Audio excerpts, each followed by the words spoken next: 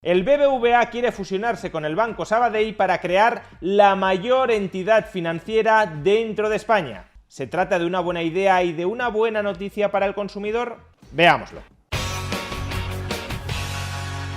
Los 4 mayores bancos de España por número de activos en nuestro país son, en este orden, CaixaBank, Santander, BBVA y Sabadell. Los activos de CaixaBank en España ascienden a 570.000 millones de euros, los activos del Banco Santander a 468.000 millones, los del BBVA a 452.000 millones y finalmente los del Banco Sabadell a 185.000 millones de euros. Así pues, y como es bien sabido, el tercer banco de España por número de activos en España, el BBVA, quiere fusionarse con el cuarto banco de España, con el Banco Sabadell, en cuyo caso crearían una entidad con 640.000 millones de euros en activos en España, es decir, el primer banco de España. De momento, los términos de esta fusión han sido rechazados por el Consejo de Administración del Banco Sabadell, el cual le reclama más dinero al BBVA para proceder a una fusión amistosa entre ambas entidades. Pero ¿cuál es la lógica económica detrás de esta fusión entre el BBVA y el Banco Sabadell? ¿En qué sentido la unión de estas dos entidades bancarias, que conformaría el mayor banco de España por número de activos en España, o el segundo banco de España por número de activos totales dentro y fuera de España, en qué sentido la unión de estas dos entidades crearía nuevo valor para el accionista? Pues podríamos dividir las razones detrás de esta fusión, que supuestamente generarán nuevo valor para el accionista resultante, en dos grandes grupos. Por un lado, las razones que generarán valor para el accionista, generando a su vez valor para el consumidor y para el ciudadano, y por otro lado, las razones que generarán valor para el accionista a costa del consumidor y del ciudadano. En el primer grupo, las razones por las que cabe esperar que esta fusión genere valor para el accionista a través de la generación de valor para el consumidor, podemos incluir toda la reestructuración del modelo de negocio interno de ambos bancos como consecuencia de la fusión. Y es que al fusionarse aparecerán economías de escala que permitirán a ambas entidades eliminar, suprimir redundancias y duplicidades. Por ejemplo, en materia de oficinas, si ahora cada uno de estos dos bancos tenía su propia red de oficinas porque a través de ella tenía que atender a su propia clientela, si finalmente se consuma la fusión, será posible reducir de manera muy significativa el número de oficinas porque muchas de ellas serán capaces de atender a la clientela conjunta de ambos. O, por ejemplo, el personal. Si hay oficinas que se cierran, también se prescindirá del personal de esas oficinas. O si hasta el momento cada banco tenía su propia jerarquía de mandos, si ambas entidades se fusionan, como solo puede haber una jerarquía de mandos, también será posible prescindir de muchos altos y medios cargos,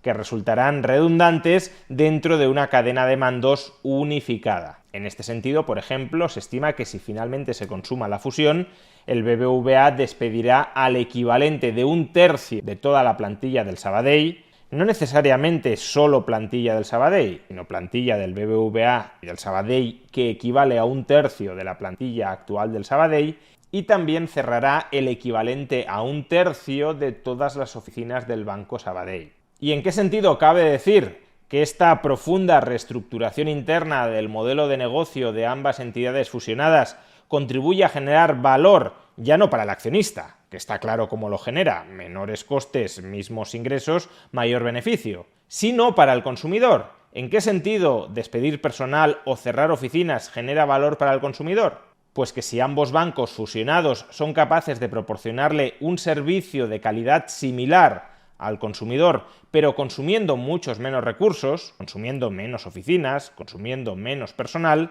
esos recursos que ya no necesita consumir para proporcionar el mismo servicio que antes, son recursos que se pueden destinar a otras partes de la economía a generar otros bienes y servicios valiosos para el consumidor. El caso intuitivamente más claro es el de las oficinas. Si se cierra el equivalente a 1/3 de las oficinas del Banco Sabadell, todos esos inmuebles pasarán a estar disponibles para darles otros usos comerciales o residenciales. Imaginemos, por ejemplo, que se cierran oficinas del BBVA y del Sabadell en Madrid o en Barcelona y esos locales comerciales se reconvierten en viviendas. Pues entonces, ¿con qué nos encontraremos dentro de la economía? Pues por un lado, con que el banco resultante de la fusión, Sabadell BBVA, ofrecerá los mismos servicios financieros que ofrecía antes a los ciudadanos, y por otro lado, que tendremos más servicios residenciales. Habrá más viviendas disponibles en Madrid o en Barcelona gracias a que los bancos, para prestar esos servicios,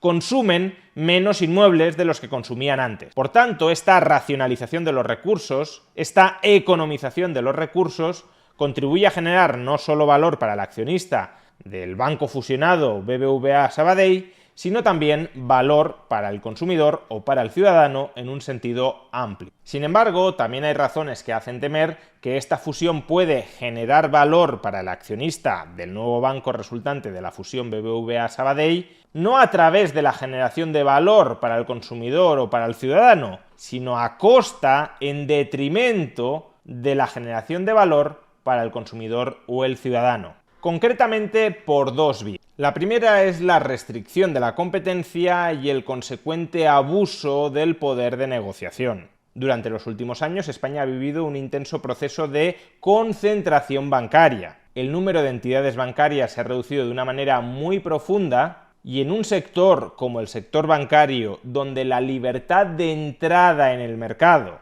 donde la libertad para crear nuevos bancos que compitan con los existentes se halla regulatoriamente tan limitada, esa reducción del número de entidades bancarias existentes previsiblemente va de la mano de un mayor poder de mercado por parte de los operadores concentrados que se quedan y, por tanto, de peores condiciones, ya sea en forma de comisiones o ya sea en forma de intereses pagados y cobrados por los bancos, de peores condiciones para los clientes. En vídeos anteriores ya hemos tenido ocasión de comentar algunos de los síntomas perjudiciales para el consumidor que puede estar teniendo en España esta concentración bancaria. Por ejemplo, los tipos de interés sobre los depósitos a un año que abonan en promedio los bancos españoles se ubican sustancialmente por debajo del promedio de la eurozona o del promedio de otros países europeos como Francia o Italia.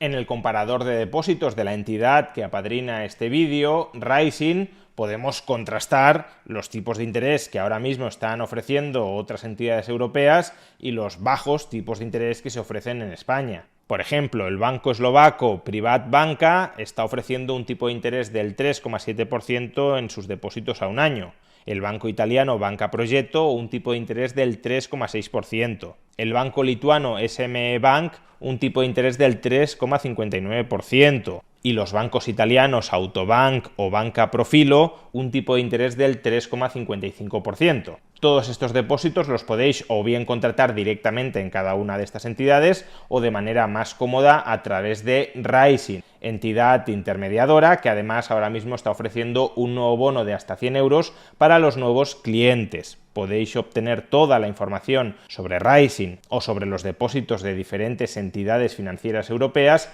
pinchando en el enlace que aparece en la caja de descripción de este vídeo y también en el comentario destacado. Pues bien, una de las razones que explica esta brecha en los tipos de interés sobre los depósitos ofrecidos por muchos bancos europeos y por los bancos españoles es justamente la falta de competencia dentro del sector bancario español resultante del proceso de concentración bancaria de los últimos años dentro de un marco jurídico institucional que dificulta enormemente la entrada de nuevos competidores. Por ello, si BBVA y Sabadell se fusionan y por tanto la concentración bancaria aumenta todavía más, cabe prever que estos abusos del poder de mercado derivados de la falta de competencia derivada del marco regulatorio se acrecienten todavía más. Y esos abusos del poder de mercado, de su poder de monopolio o de oligopolio, son unos abusos que resultarán muy rentables para los accionistas de la nueva entidad,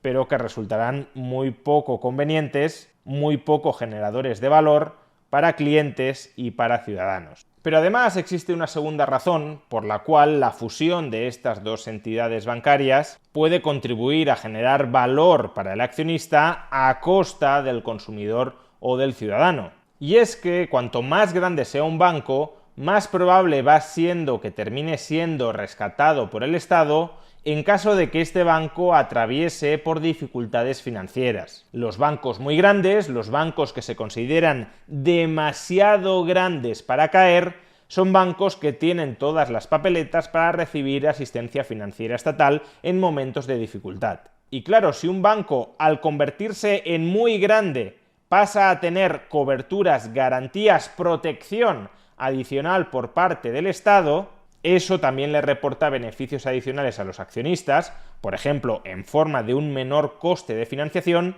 a costa, eso sí, del contribuyente, porque lo que estamos diciendo es que el Estado va a estar dispuesto a sacrificar al contribuyente para rescatar a ese banco fusionado que es demasiado grande para quebrar. Por tanto, ese banco se va a financiar en términos más asequibles gracias a que el Estado obliga al contribuyente a salvar a esa entidad en contra de su voluntad. En definitiva, la fusión entre el BBVA y el Banco Sabadell podría ser indudablemente una buena noticia en caso de que el Estado no restringiera artificialmente la competencia en el sector bancario y en caso de que el Estado no se comprometiera a rescatar aquellos bancos que son demasiado grandes para quebrar. Si en un entorno de libre competencia y de libre asunción de las responsabilidades empresariales, dos entidades bancarias consideran que pueden economizar sus recursos, que se pueden volver más rentables gracias a la economización de sus recursos